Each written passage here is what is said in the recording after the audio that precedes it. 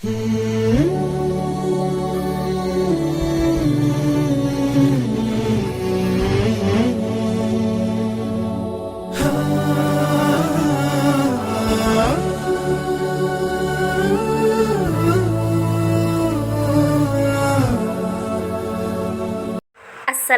warahmatullahi wabarakatuh.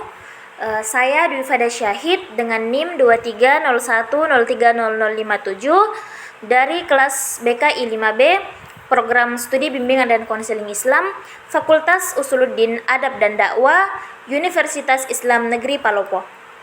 Adanya saya di sini itu untuk memenuhi tugas mata kuliah BK Multibudaya dan melanjutkan penjelasan materi ketiga mengenai konseling multibudaya dan keragaman.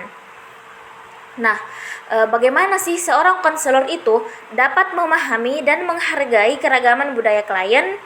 Jadi, konselor itu harus dapat memahami dan menghargai keragaman budaya klien dengan cara menyadari bias pribadi, mempelajari latar budaya klien, dan menggunakan keterampilan komunikasi yang sensitif budaya. Menurut Daryl Wingsue 2016, ini disebut sebagai multicultural competence yang terdiri dari 3 hal, yaitu kesadaran diri, pengetahuan budaya, dan keterampilan praktik. Sementara Paul Pedersen menegaskan bahwa budaya itu selalu hadir dalam setiap proses konseling, sehingga konselor harus mampu membaca konteks budaya klien dan tidak memaksakan nilai pribadi. Adapun prinsip Carl Rogers tentang empati dan penerimaan tanpa syarat juga sangat penting karena itu bisa membuat klien dari budaya apapun merasa lebih dihargai. Nah, sementara dalam pandangan tokoh Islam seperti Al-Attas, menghargai budaya itu seperti menghargai budaya itu berarti menghargai martabat manusia dan memahami bahwa pengalaman hidup klien itu dibentuk oleh lingkungannya. Jadi intinya konselor menghargai keragaman budaya ketika ia terbuka, mau belajar, mampu berempati dan menyesuaikan pendekatan dengan nilai yang hidup dengan diri si klien tersebut. Lalu apa saja sih strategi yang dapat digunakan oleh konselor untuk membangun hubungan yang efektif dengan klien dari latar belakang budaya yang berbeda? Jadi strategi yang digunakan oleh konselor itu yang pertama, menyadari budaya dirinya sendiri. Nah, menurut Daryl Wingsue, sebelum memahami budaya orang lain, terlebih dahulu kita sebagai konselor itu harus memahami budaya dari diri kita sendiri.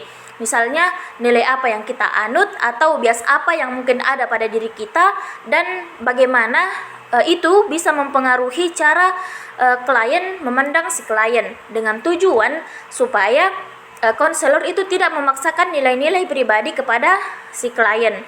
Terus yang kedua itu mempelajari budaya klien atau cultural knowledge, di mana Paul Pedersen itu menjelaskan bahwa konselor itu harus punya pengetahuan tentang budaya klien, seperti bagaimana cara dia berkomunikasi, terus nilai keluarga, tradisi, atau kepercayaan yang penting bagi mereka. Nah, dengan memahami budaya klien, konselor itu bisa menghindari salah penafsiran. Misalnya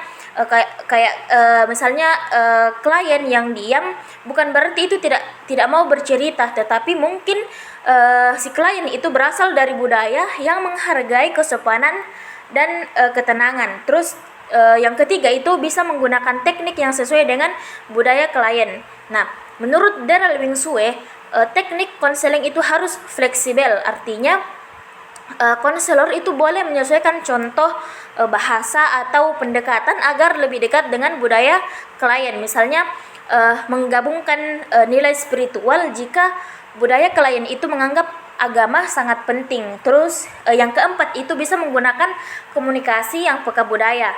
Nah, adapun tokoh komunikasi yaitu Edward T. Hall menjelaskan ada 2 tipe budaya. Yang pertama itu komunikasi tidak langsung atau banyak tersirat.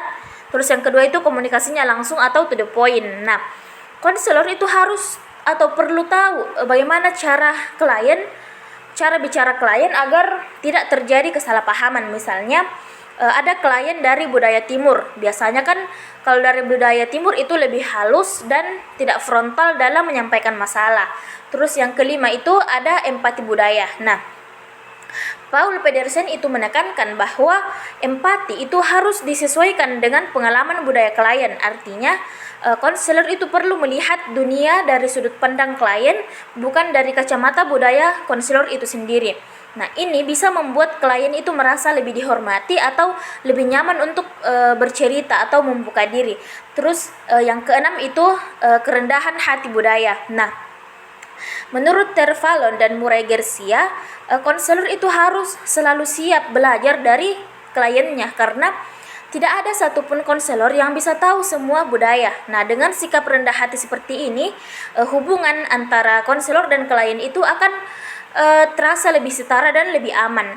Terus yang terakhir itu ada strategi menghargai sistem sosial dan keluarga si klien. Nah, menurut Ivey dan Zalaquet itu menyarankan bahwa dalam beberapa budaya keluarga itu memegang peranan besar.